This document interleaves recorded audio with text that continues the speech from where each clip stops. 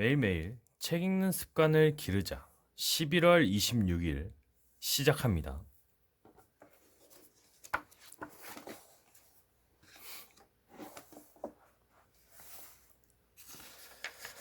원칙 23. 잘못을 간접적으로 알게 하라. 바보 같으니 라고 말하는 것과 당신이 한 일은 잘못됐지만 나는 당신이 훨씬 더 잘할 수 있다는 것을 안다.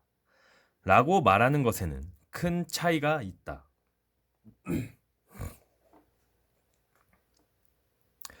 찰스 슈와브는 어느 날 오후 자신의 제철 공장을 둘러보고 있었습니다. 직원들 몇 명이 그들의 머리 바로 위에 붙어 있는 금연이라는 푯말 아래에서 담배를 피우고 있었습니다. 이 광경을 본 슈와브가 직원들에게 뭐라고 했을까요? 금연이라는 푯말을 가리키면서 자네들은 저 글을 읽을 줄도 모르나? 라고 말했을까요? 슈와브는 그들에게 다가가 담배를 하나씩 권하며 모두들 밖에 나가서 한 대씩 피우고 오게 라고 말했습니다.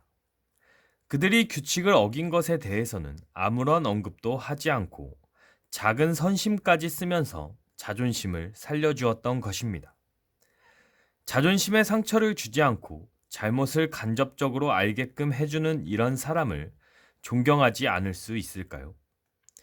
존 워너메이커도 이런 방법을 사용했습니다. 워너메이커는 필라델피아에 있는 자신의 매장을 날마다 방문했습니다. 어느 날 한 부인이 혼자 카운터 앞에서 기다리고 있는 것을 발견했습니다.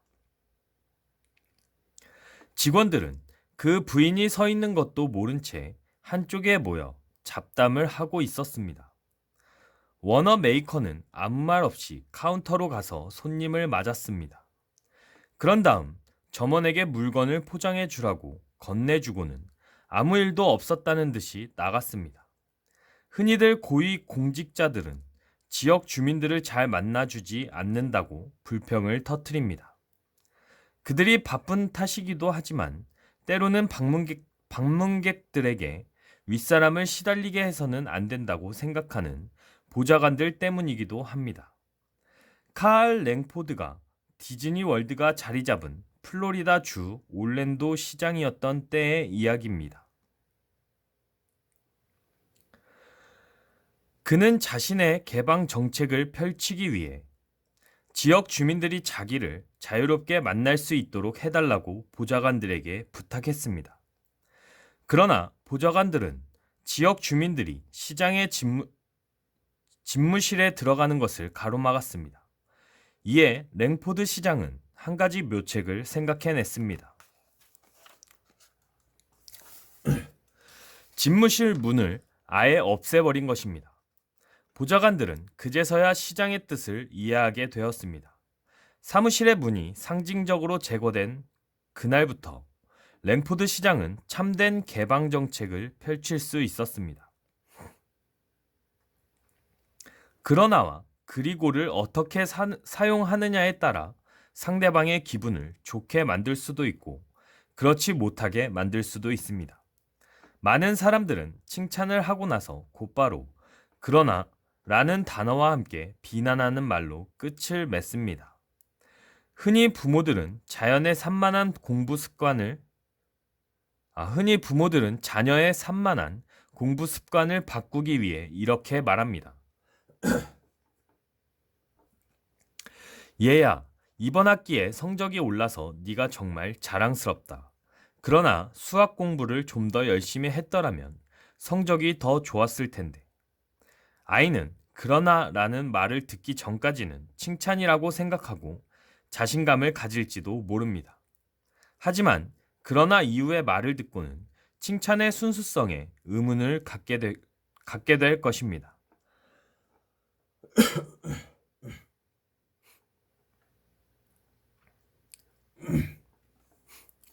아이에게는 칭찬의 말이 나쁜 성적을 비난하기 위해 꾸며낸 서론에 불과한 것처럼 보이기 때문입니다. 이렇게 되면 신뢰감이 없어지고 자녀의 공부 습관을 바꾸고자 했던 당초의 목표는 달성할 수 없게 됩니다. 이런 경우 그러나, but를 그리고 and로 바꾸면 문제는 쉽게 해결됩니다. 얘야, 이번 학기에 성적이 올라서 네가 정말 자랑스럽구나. 그리고 다음 학기에도 꾸준하게 열심히 노력한다면 수학 성적도 올라갈 것으로 믿는다. 이렇게 하면 아이는 나쁜 성적에 대한 이야기는 듣지 못했으므로 칭찬이라고 생각할 것입니다. 또한 수학 성적에 대한 부모의 희망을 간접적으로 암시해 주었기 때문에 그는 부모의 기대를 저버리지 않으려고 노력할 것입니다. 뛰어난 설교로 이름난 헨리 워드 비처가 세상을 떠난 것은 1887년 3월 8일이었습니다. 그 다음 일요일 비처의 후임으로 라이먼 에보트가 첫 설교를 하게 되었습니다. 그는 열심히 설교문을 쓰고 또 고쳐쓰기를 반복했습니다. 설교 원고가 완성된 후 그는 그것을 아내에게 읽어주었습니다. 원고를 보고 읽는 연설이 대개 그렇듯이 그의 설교도 설득력이 없었습니다. 그의 아내가 만일 사려 깊지 못한 여자였다면 이렇게 말했을 것입니다. 여보, 정말 형편없군요. 그래서는 안 되겠어요. 듣고 있는 사람이 잠들어 버리겠어요. 백과사전을 읽는 것 같아요. 몇 년 동안이나 설교를 했는데 아직도 당신은 멀었군요. 평소 말하는 투로 자연스럽게 못하세요? 그런 식으로 읽는다면 망신만 당할 거예요. 하지만 그녀는 여보, 노스 아메리카 리뷰 지에 실릴 정도의 훌륭한 설교문이에요. 라고만 말했습니다. 칭찬을 하면서 동시에 설교용으로는 적당하지 않다는 것을 암시한 것입니다. 에버트도 그녀가 무슨 말을 하고자 하는지 이내 알아차렸습니다. 그는 그토록 정성을 들여 작성했던 원고를 버리고 메모도 없이 연설을 했지만 성공적으로 끝낼 수 있었습니다. 원칙 23. 서머리. 미움을 사지 않고 비평하는 방법. 비평을 하면서도 미움을 사지 않는 방법이 있다면 관심이 있습니까? 누군가의 행동을 변화시키려면 잘못을 간접적으로 알게 하라는 원칙을 실천해 보세요. 이것은 아주 놀라운 결과를 가져옵니다. 한 상사의 이야기를 들어볼까요? A. 땡땡땡님. 지난주 보고서는 아주 훌륭했습니다. 그러나 보고서 중에 몇 개 잘못된 부분이 있었어요.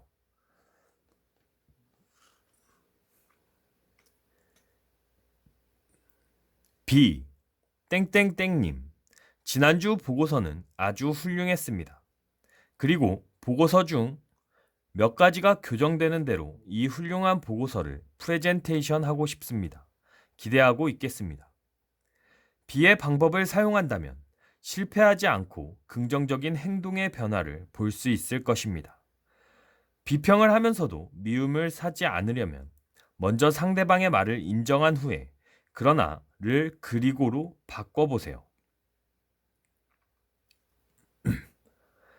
행동으로 옮겨보세요. Move into action.